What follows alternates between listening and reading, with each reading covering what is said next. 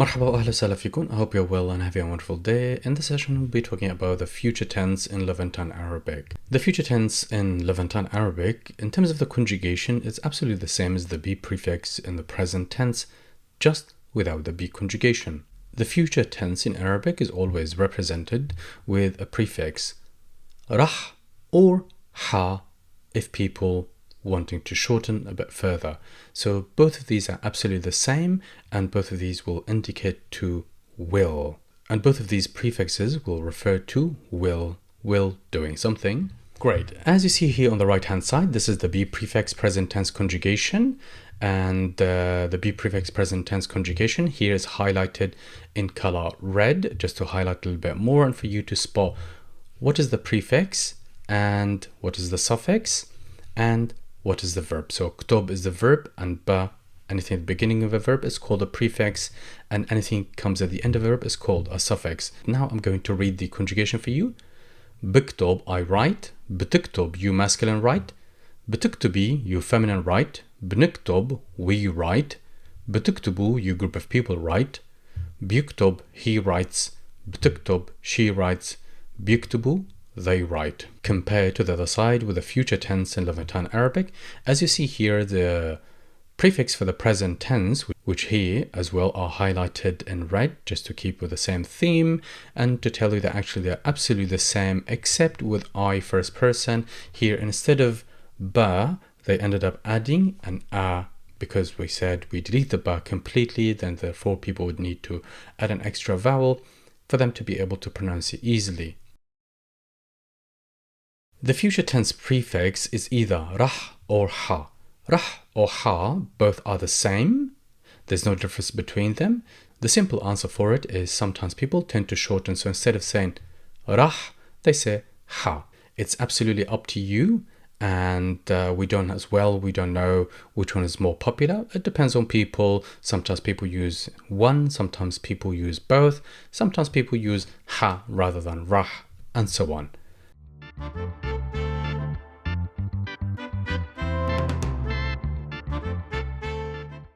And the pronunciation goes something like this.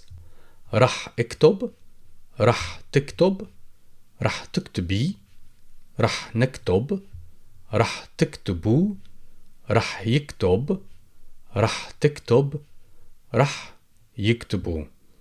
راح اكتب, راح تكتب, راح تكتبي, راح نكتب, راح تكتبوا, راح يكتب, راح تكتب, راح يكتبوا. Now I'll give it a read with only ha to help you to decide which one you want to go for. حكتب, حتكتب, حتكتبي, حنكتب, حتكتبوا, حيكتب, حتكتب, حيكتبوا. حكتب, حتكتب, حتكتبي, حنكتب, حتكتبوا, حيكتب, حتكتب, حيكتبوا. Let me repeat that again. Rah or ha, that's the prefix for the future tense. And as you see, it never ever gets conjugated. All you need to do is just to place it in front of the present tense, and it means will, and it will refer that the action will happen in the future tense.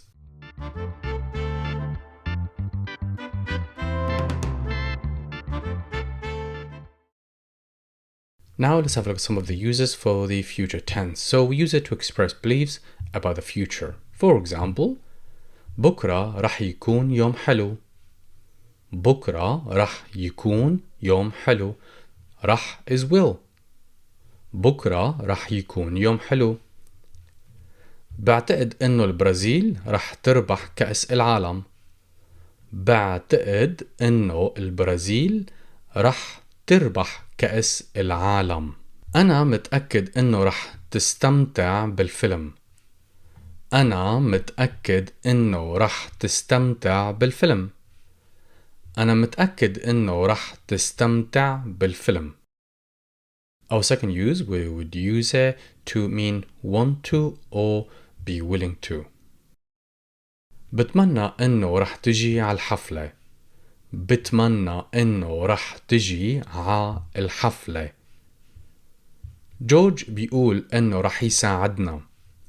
جورج بيقول إنه رح يساعدنا. جورج بيقول إنه رح يساعدنا. Again, رح means will. And as you see here, it's never ever gets conjugated. It just says the same. بأمل إنه رح نسافر هالصيفية لنشوفكن. بأمل إنه رح نسافر هالصيفية لنشوفكن.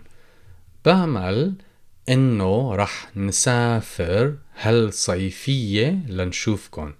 Our third and final use, we use it to make offers and promises.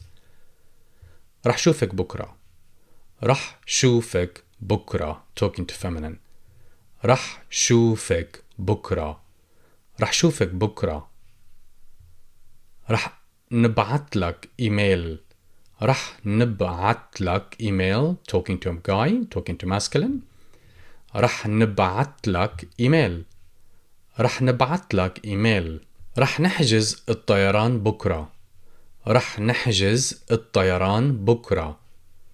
رح نحجز الطيران بكرة.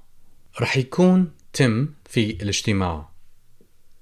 رح يكون تم في الاجتماع. رح يكون تم في الاجتماع. ماري رح تساعد في الطبخ. ماري رح تساعد في الطبخ. ماري رح تساعد في الطبخ. What do we notice from these sentences is the fact you could start with the subject. For example, ماري رح تساعد في الطبخ, which some of you might like. Or you could start the other way around, the verb conjugated and followed by the subject. So either way, it works absolutely fine.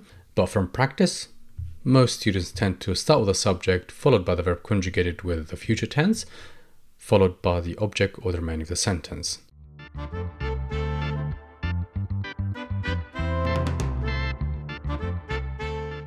Great, now I've got some more good news for you.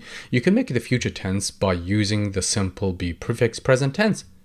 All you need to do is just to finish the sentence by adding an adverb for time, such as بكرة, meaning tomorrow, بعد يومين, in 2 days time, after 2 days, بعد شهر, after a month, بعد ساعة, in an hour, after an hour. So the idea is you could use the same be prefix present tense, just finish the sentence with an adverb for time.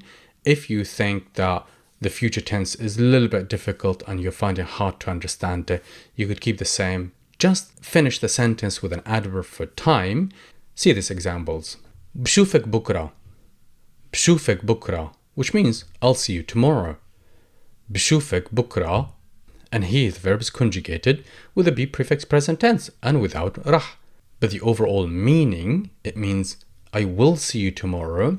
And what helped us to understand that this refers to the future because بكرة is at the end of the sentence. بشوفك بكرة, I'll see you tomorrow. بنبعت لك إيميل بعد ساعة. بنبعت لك إيميل بعد ساعة. بنبعت لك, we send you. And again, this verb is as well is conjugated with the be prefix present tense and followed by بعد ساعة, in an hour or so, meaning we will send you an email in an hour or so. That would refer to the future tense. And similarly to بنحجز الطيران بكرة. بنحجز الطيران بكرة. And similarly to بيكون تم في الاجتماع الخميس الجاي. بيكون تم في الاجتماع الخميس الجاي. If you found this order difficult, you could say تم بيكون في الاجتماع الخميس الجاي if you are used to always starting with a subject. And similarly to our last sentence, بتساعدك ماري في الطبخ بكرة. بتساعدك ماري في الطبخ بكرة. Will Mary help you with the cooking tomorrow? بتساعدك ماري في الطبخ بكرة.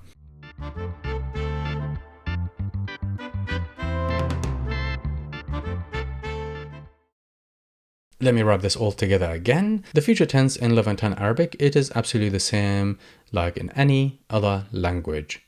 All you need to do is just to use rah in front of the be prefix present tense without the be conjugation, and we would use it to talk about actions and activities that are going or will happen in the future tense, whether it's now or distant, whether it's near future or distant future.